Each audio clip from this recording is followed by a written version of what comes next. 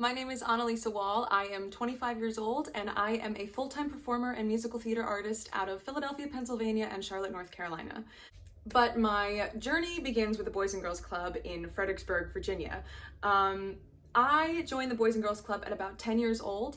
At the time I had been heavy into classical music. I had a voice early on, so I did a lot of like opera competitions and, classical competitions. And when I went to middle school, there wasn't really a after-school program or anything like that. We had a fairly new middle school. So I joined the Boys and Girls Club because I was very interested in their arts after-school programs. And then in, I think 2007, I did the icon competition, which was specifically designed to help kids within the Boys and Girls Club who were more artistically inclined, kind of help them with a scholarship and help them get out there.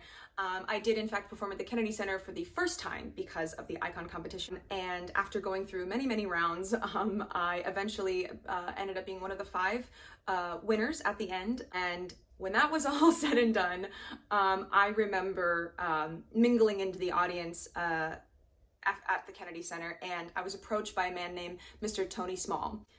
Tony approached me and said, I would like you to join this group that I'm forming with a bunch of Boys and Girls Club kids to embark on some sort of musical education. And I think probably like the next week or so, I walked into the doors. I do think it might have been Clubhouse 14 in the greater Washington area. And I was greeted by so many new faces, so many new individuals. Immediately, I was very taken aback because the music and the way of approaching music and the community that Tony had established already was way different than anything I had experienced before. As I said before, previously, all I had done was opera competitions. I had been classically trained, so being thrown into a world that was heavily influenced by pop, R&B, and jazz was eye-opening for me, and it really challenged me to kind of embrace these new styles and these new techniques of music. One thing I will remember is the first impression was a very good one that was made. These kids were unlike talent I had ever seen before. Just the way that they could pick up a piece of music and change that piece of music and learn notes on the fly and just kind of ebb and flow with each other. It was more of a community rather than like a very structured kind of system that I had been used to previously. And little did I know, but that began a very long and amazing relationship with the Boys and Girls Club. That group later ended up being known as TAP, which is Teen Arts Performers. There were about 5 or 6, I like to say, like key members, but those numbers did ebb and flow depending on the music that Tony was using or the event that we were being asked to perform at. Now, this group ended up becoming a camp, a musical educational camp, where we ended up marrying with Juilliard and would work on some of Tony's works there as well. And this really gave the kids an opportunity to commingle and just really have fun and kind of release their own musical inclinations that they might not have access to otherwise. And especially from these great teachers that we were able to work with.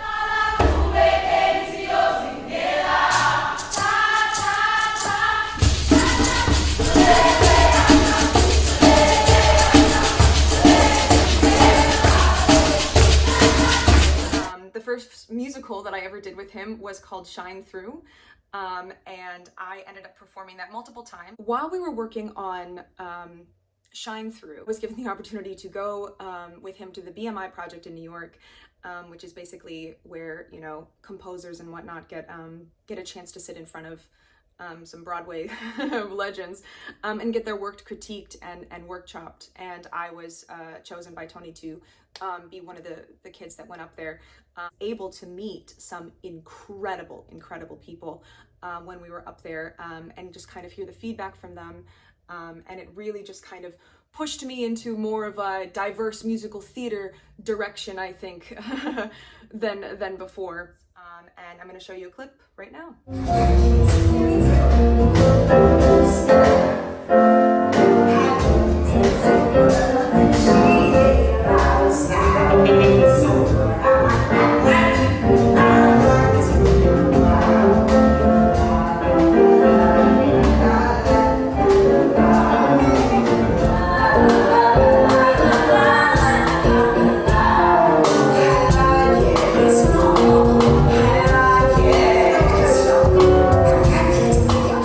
that show when I was about 13 or so.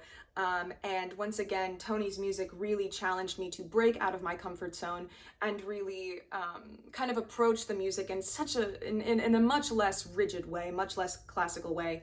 And I really embrace that. I embrace the new types of music. I embrace the, different styles that he had. And we were able to go on and perform that show or selections of that show for many years afterwards and in multiple amazing places. I know we performed at the Arc Theater. We also did a lot more endeavors with the Kennedy Center, many Smithsonian events as well. So through that, the relationship grew, and I was able to travel and become kind of the entertainment for a lot of these Boys and Girls Club galas that would go on, and I ended up meeting some incredible people. I met amazing people like Ruben Studdard or Fantasia or Ron Howard and Ashanti, but I'm gonna say the most the most impressionable person that I experienced was Denzel Washington. Now he was the speaker at a few of the events that I was the entertainment for, and just the humility that he has and the kindness that he has, and he's just extremely down to earth. And you can see here that I was completely starstruck twice.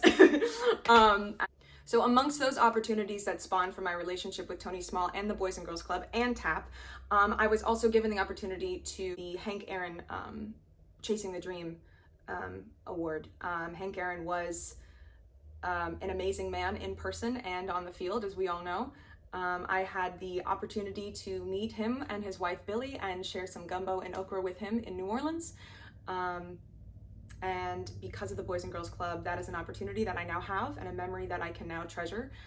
So the second musical that I was a part of with Tony was called Ruka. Now Ruka was more STEM related, more scientifically educational related, but it definitely wasn't lacking in talent and in fun and in enthusiasm.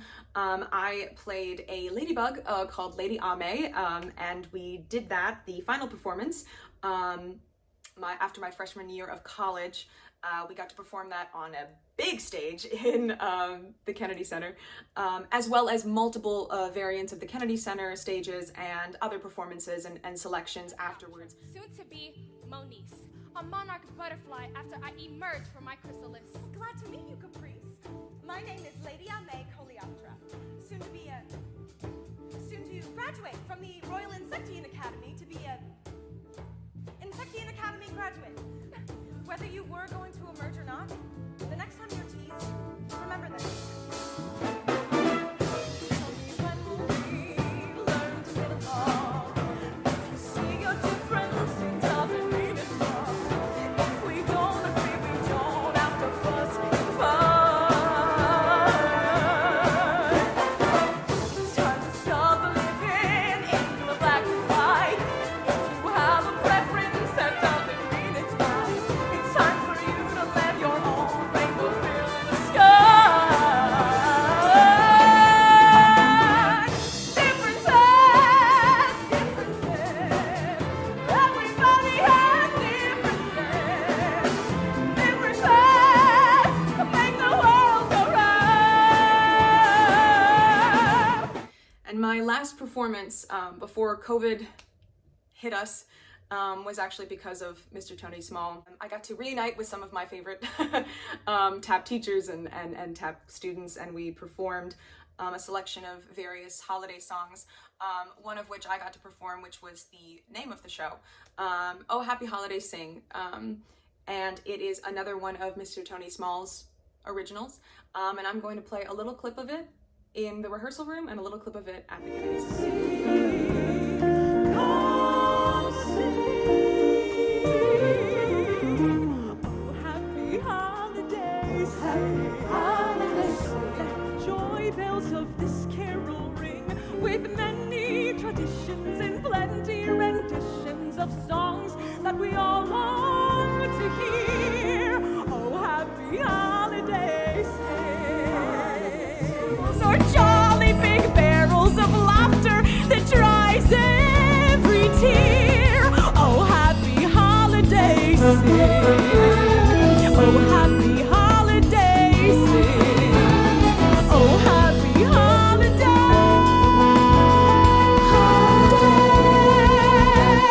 Holiday,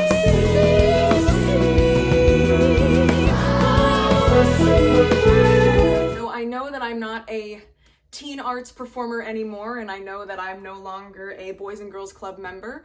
I do know that the friendships I have made here, the experiences that I have had here, have really shaped me into the person that I am today. The opportunities that have been given to me have all been because Tony Small approached me in the audience out of the Boys and Girls Club, and if I didn't join my local club because I liked their arts that they had after school program, I do believe that, you know, somebody like me benefited extremely well from having the Boys and Girls Club in my life. I have my BFA, my Bachelor of Fine Arts in Musical Theater from the University of the Arts in Philadelphia, Pennsylvania. I have done a lot of shows up there. I've done a lot of equity performances up there. I am currently in Charlotte, North Carolina, where I've done a couple of film things, just kind of waiting for COVID to open up those doors again. I do believe that the arts are integral to the Boys and Girls Club, especially the Greater Washington area. And you know, especially now because the arts are in such jeopardy during COVID. I want to serve as a reminder to keep that alive and keep that passion alive, and that the arts are life-saving and the arts are life-changing, especially to kids. So I'm going to leave you all on that note. Feel free to watch any more of Tony Small's videos. I'm going to put a link to his YouTube in my description. And then feel free to help out with the Boys and Girls Club any way you can during this time. Donate, volunteer, just reach out, because I know that kids, firsthand, I know that kids directly benefit from that.